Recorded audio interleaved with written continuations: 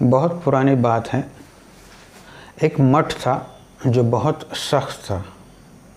वहाँ पर सबको मौन व्रत का पालन करना पड़ता था। बोलने की अनुमति किसी को भी नहीं थी।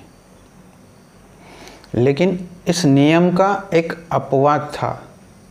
हर 10 साल में भिक्षुओं को बोलने की अनुमति दी जाती थी, लेकिन सिर्फ 2 शब्द।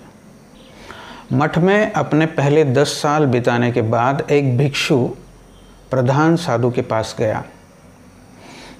प्रधान साधु ने कहा, ये 10 साल हो गए, आप कौन से 2 शब्द बोलना चाहेंगे? बिस्तर कठिन, भिक्षु ने कहा। अच्छा ठीक है, प्रधान साधु ने उत्तर दिया। और 10 साल बीत गए।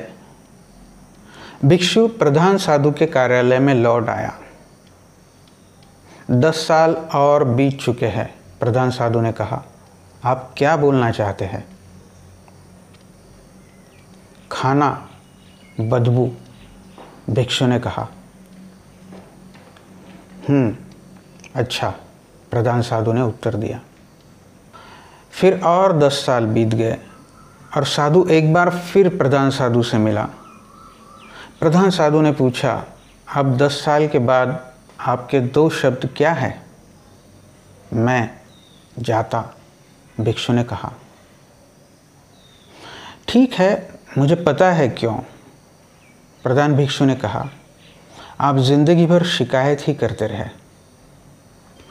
साधक को जीवन में आने वाली हर समस्या का सीढ़ी जैसा इस्तेमाल करना है। शिकायत करने का मतलब है कि आपके परेशानी के लिए कोई और जिम्मेवार है। अगर आपकी परेशानी के लिए कोई और जिम्मेवार है तो आप अपनी परेशानियों से कभी मुक्त नहीं हो सकते। जब आप शिकायत करना बंद करते हो और सारी जिम्मेवारी आपके सर पर लेते हो, तब आप आगे बढ़ते हो।